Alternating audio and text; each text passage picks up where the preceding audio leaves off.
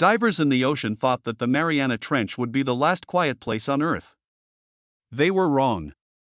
What they heard when they finally got a microphone down there scared them. Somehow, noise from people had reached the darkest part of the Earth.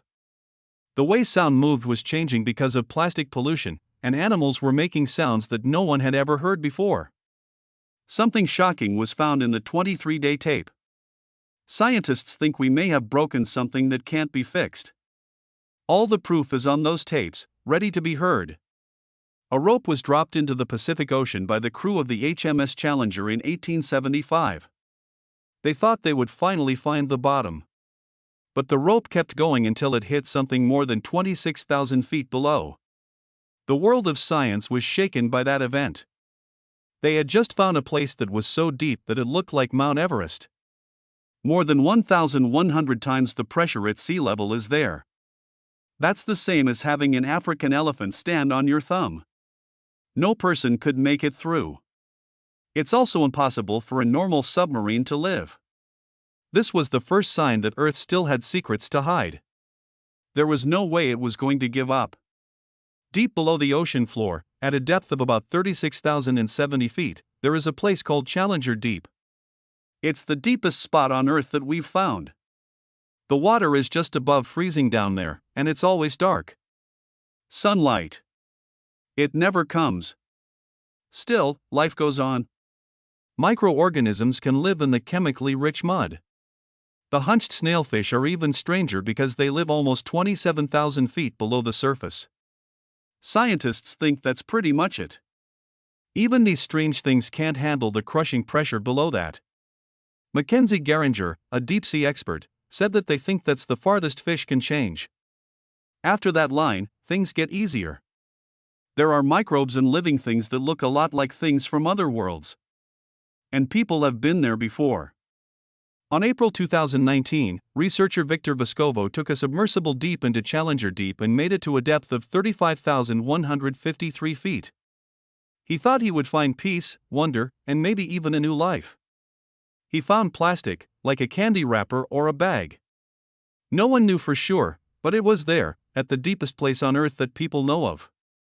That one piece of trash sent a harsh message. Even here, where the sun never shines, pollution had reached. Microplastics have been found in the bodies of tiny critters down there.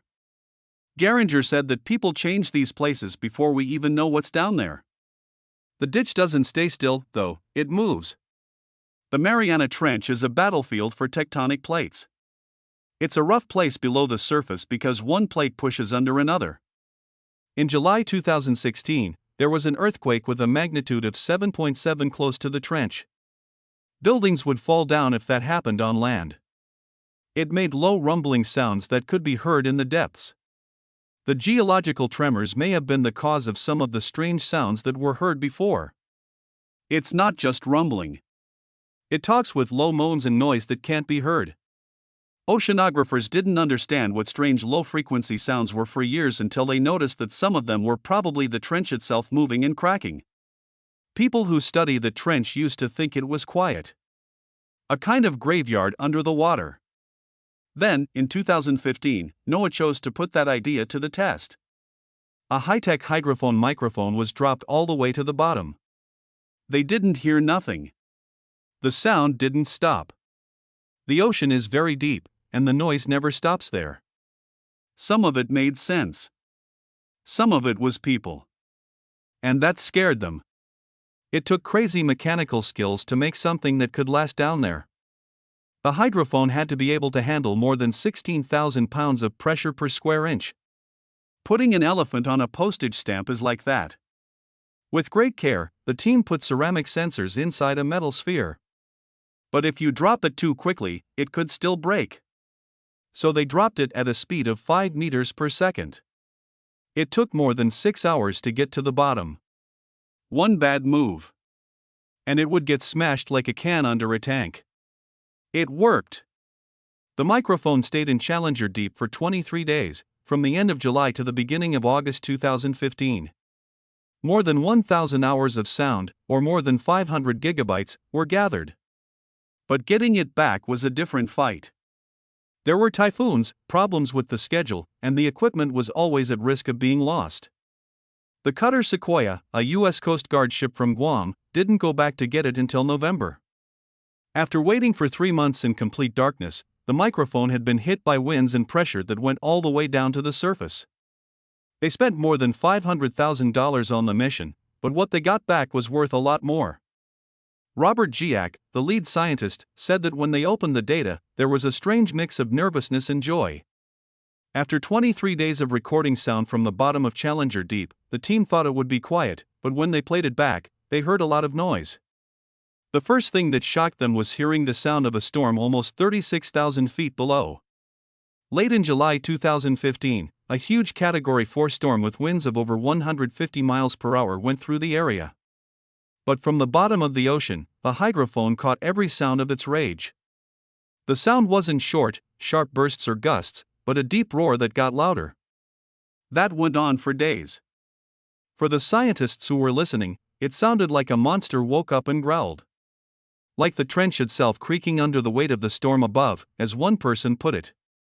When the team first played back the 23-day audio recording from the bottom of Challenger Deep, they didn't hear silence. Instead, they heard noise. The sound of a storm not above the ocean was the first thing that shocked them. From below, almost 36,000 feet. Late in July 2015, a huge Category 4 storm with winds of over 150 miles per hour went through the area. But from the bottom of the ocean, the hydrophone caught every sound of its rage. This sound didn't come in short bursts or sharp gusts, but as a deep roar that got louder over time. It went on for days. As the scientists listened, it seemed like a monster woke up and growled. It was like the cave was groaning under the weight of the storm above, as one person put it. 2014, a strange sound could be heard in the deep sea near Guam. It sounded like a frog croaking through a robot's voice box. Underwater gliders picked up a low rumble and then a strange metallic twang. It was something nobody had ever heard before. Everyone knew it wasn't a whale call. He said it wasn't a submarine or radar. The shock wasn't even real. There was still the sound, season after season, somewhere in the Western Pacific. Oceanographers were completely confused as they looked at the spectrograms. It was creepy. One scientist at NOAA said it sounded strange and scary. Someone else said it was funny because it sounded like a burp in space. But there was real doubt under the humor. That sound could not be explained by anyone. It had been found many times by the end of 2015, always in the same general area and mostly between August and November. That small window of time between seasons was strange on its own, but it also pointed to a living source, something biological that moved or acted differently at different times of the year. The sound's 5 different stages. It was even stranger because each one had a different beat and pitch. That was the only thing in the ocean that sang like that. Something that came close was a recording in the style of Star Wars with strange whale calls.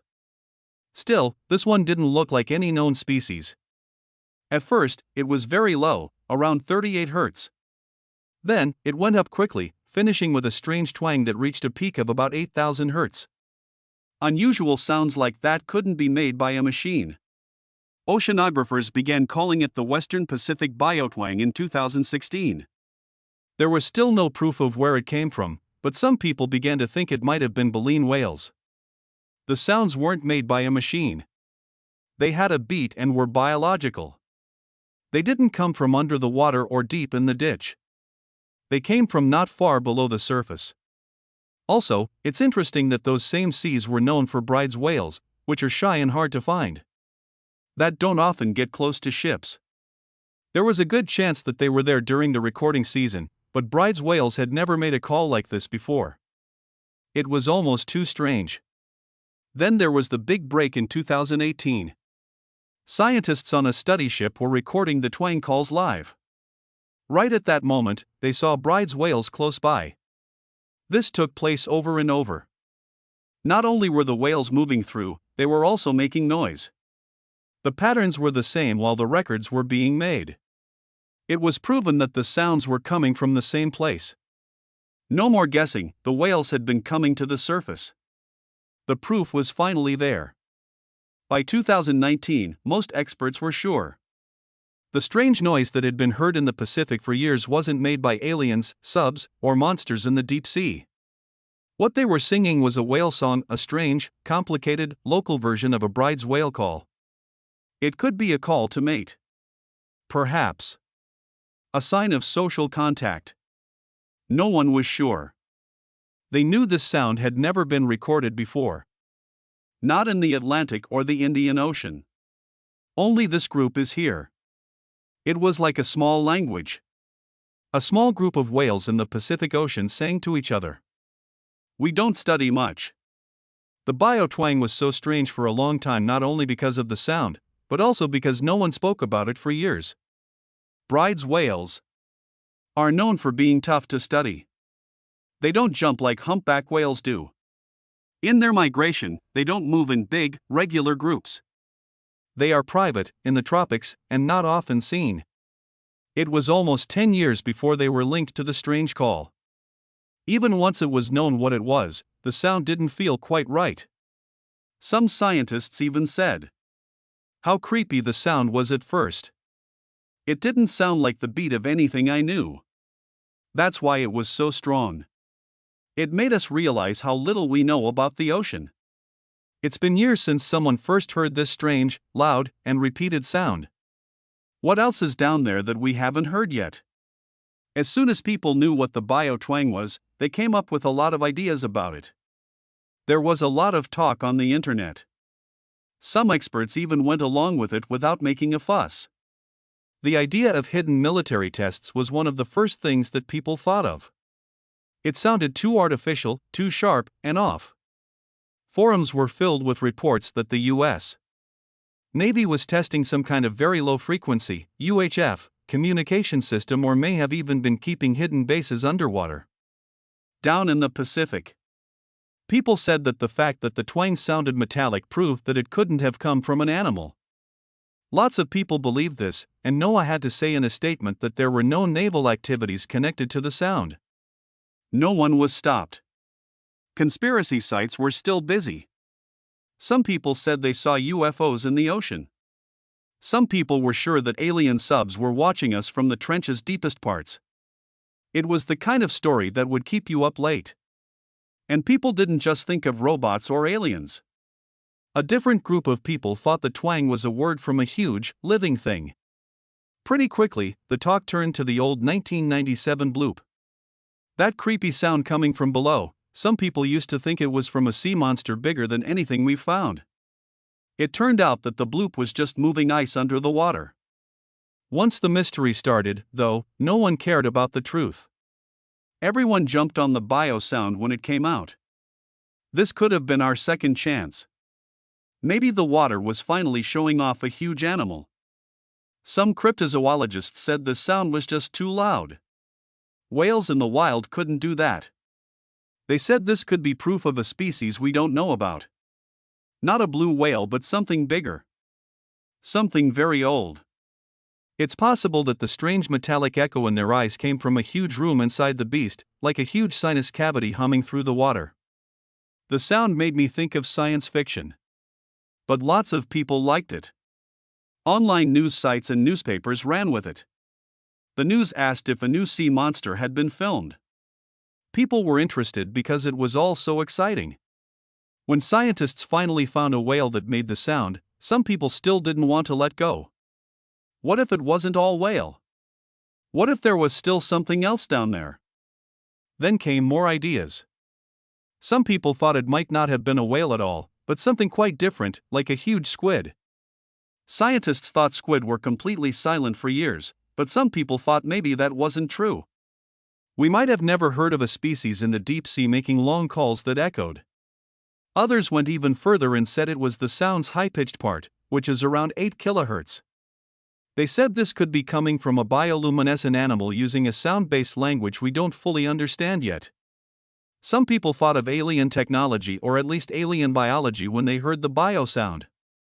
Some people even said it was a message from aliens on a station somewhere out there in the space between the waves. Some people said it sounded just like the hum of a spaceship that was underwater. It made me think of the movie The Abyss from 1989 and how science fiction was blending into real life.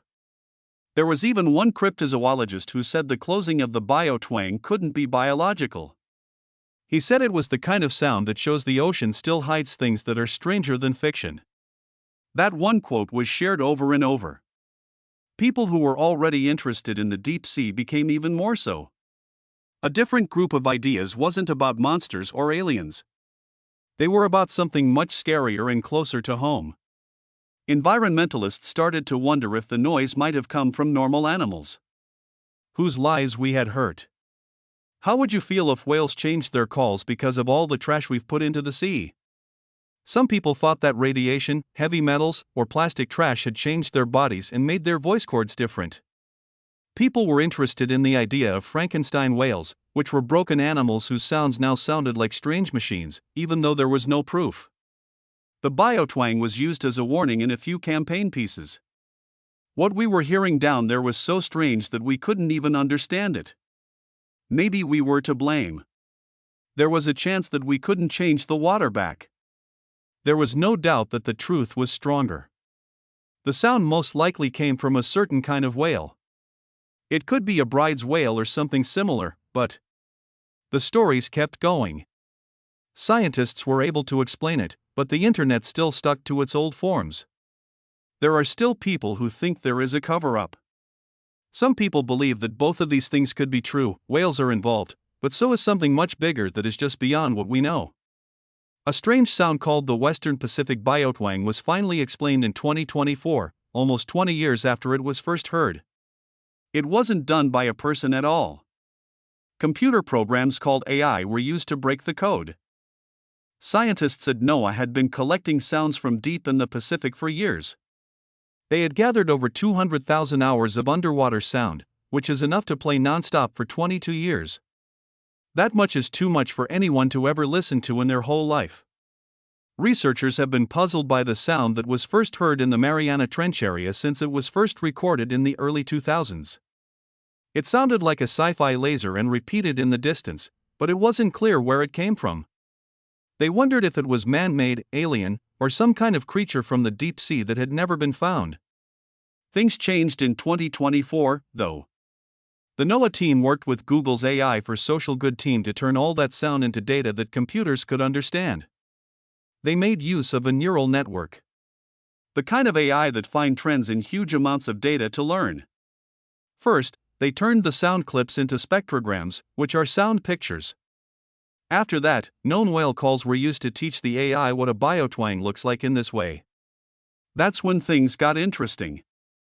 The AI started to look through all 22 years of data and found hundreds of biotwangs that no one had seen before. Even stranger, those calls were matched with reports of bride's whales being seen. And Allen's NOAA team had seen 10 things near the Mariana Islands between 2018 and 2021. In 9 of them, the AI picked up a bio accent at the same time. 9 out of 10. It wasn't an accident. Yes, that was proof. By September 2024, NOAA had publicly said that the mystery had been solved. Over 90% of the time, the biosound came from bride's whales. The AI had found the whale that was making the noise, ending years of guesswork. The machine didn't stop there, though. It began to show even more secrets that were hidden in the audio. The AI saw that these calls weren't happening by chance. They were most common in the fall, especially near some underwater mountain ranges. Other times of the year, they were hard to spot. That made me think of something else.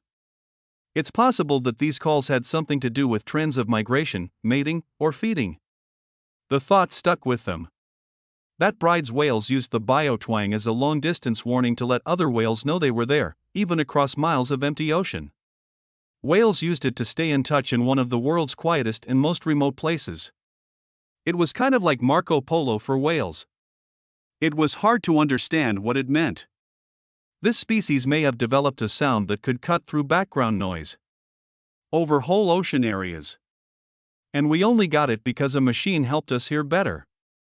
And Allen said that the AA's data had just gotten too big to handle by hand. But now, machine learning can turn sounds into pictures and scan frequencies with the accuracy of a person. Scientists felt like they had a new sense, an extra ear that could hear everything they had missed. The results were published in Frontiers in Marine Science and were hailed as a big step forward in bioacoustics right away. The method, not just the finding, was what made the news. Here, people saw that AI could do more than just make apps and write code. It might help us hear the natural world's hidden sounds.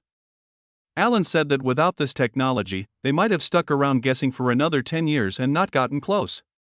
Noise from business ships has grown more than 30 times since the 1950s. It's also not just noise. This is the kind that goes very far, very deep, and very wide. The sea used to move to its own beats. These sounds are now being drowned out by machines made by people. What the hydrophone picked up proved what experts already thought. It's no longer quiet anywhere on Earth, not even in the Challenger Deep.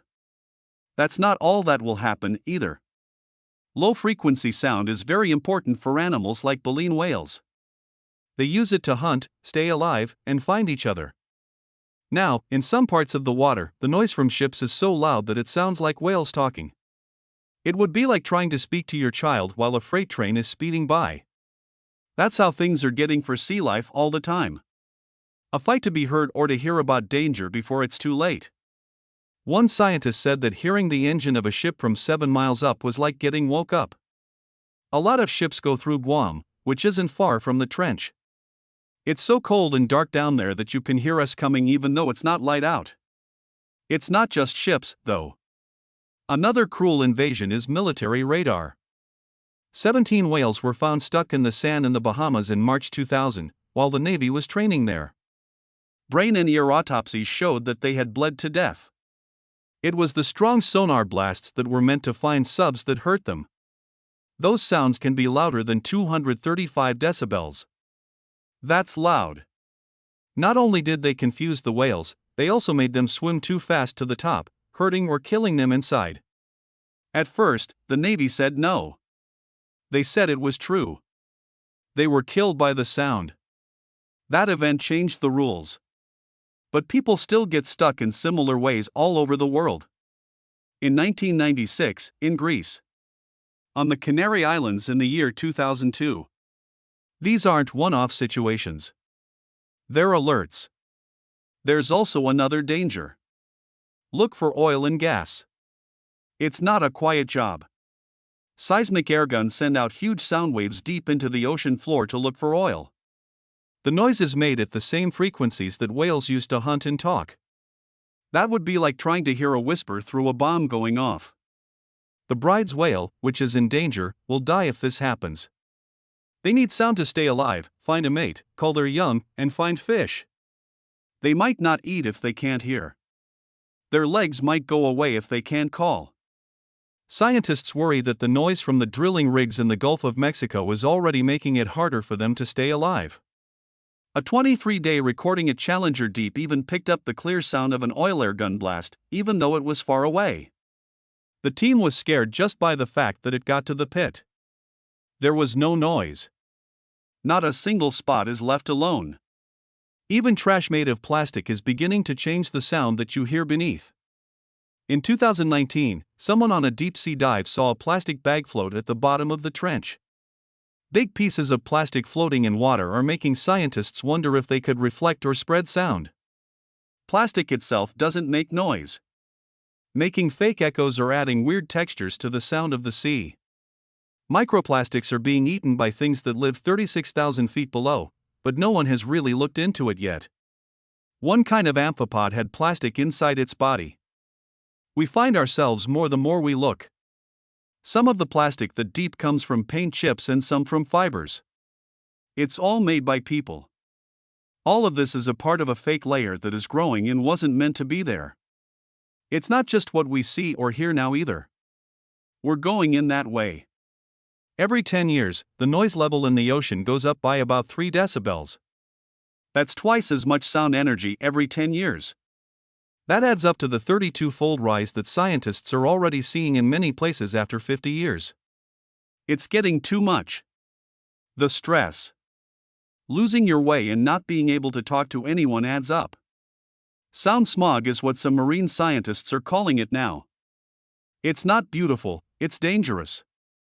Noise that makes it hard for fish to hear danger, whales to hear each other, and coral reefs to spawn can all be caused by noise. Species going extinct not because they were killed, but because they were deafened, moved, or starved to death. What the 2015 drop into the gap was meant to do was find the ocean's quietest spot. Even there, it didn't. The outside world's noise had made its way in. Now, oceanographers are making plans to go back in a few years. They'll record again and then compare it to what they already have.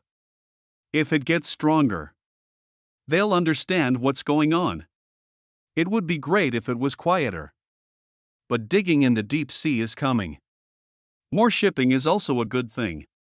And if nothing changes, there might not be any truly quiet ocean spots left soon, not even the Mariana Trench.